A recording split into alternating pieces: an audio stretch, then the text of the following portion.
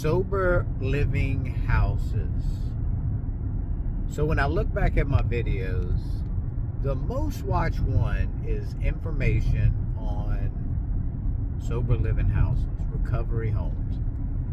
And this channel is really was thought of through my faith, but wanting to give back to people going through recovery and sharing my testimony of things that I experience, obviously, if you watch any videos day to day. But in this video, I'm going to explain to you kind of the sober living business. And if you're somebody that's interested in it, reach out to me. I don't mind discussing it with you.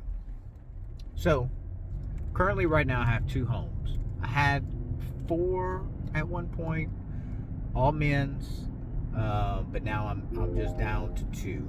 And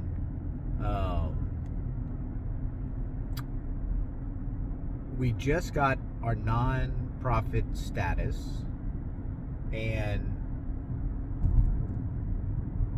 that's a big deal, because to successfully run a sober living recovery home or homes, you should be getting donations at the very least, and also learn how to go get grants. The reason is because from the outside, sober living houses look like they're super profitable because you can fit so many people in a house, etc., etc., etc. The truth of the matter is that you have to manage it a certain way, and having that additional income of donations and grants provides more of a stability. So right out the gate, you should be a nonprofit, and you should learn how to market for donations, have access to it for people to donate, and then also learn how to fill out grants. And you start off with low-lining grants, and once again, I can help guide people through this, but there's some low-lining grants that you have to start filling out. Everything takes time, so it's you fill out, you got to wait a little while. There's always local community places, nonprofit places that donate, big corporations that donate. You just have to go out and find it, and it's not easy to find, to be honest with you. But you got to find them. You got to fill them out. Here's the next part: filling them out. Boom.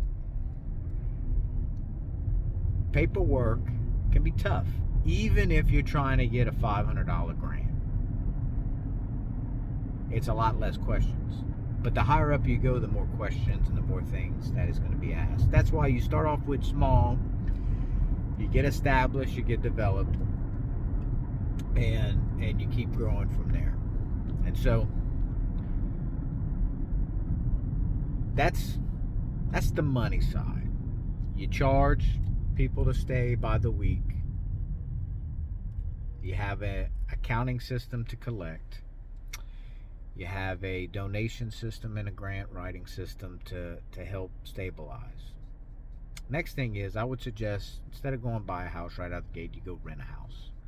You go rent a 4-bedroom house, 2 bath, and you start off with that. You have to find a good house manager. You got to have somebody living in there who's accountable to you if you're not going to be the one doing it. You got to meet with them and talk with them often, and you got to be good at knowing and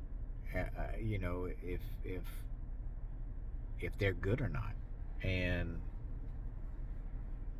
a house can go sick very quick, because as soon as somebody messes up, and they can very easily, you got to be on top of it. And so if you're not strong in your recovery, you may allow things to go unnoticed or participate. And I've been through it all. Been in 2 years, I guess I haven't been through it all, but I've been through a lot. And I've seen a lot. So the opportunities I do see is that you are helping people out.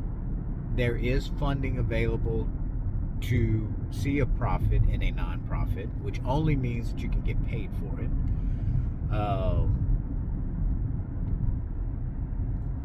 But you just have to plug yourself into the community. And so right now that we have nonprofit, I am writing grants to go get enough money to open up a woman's house.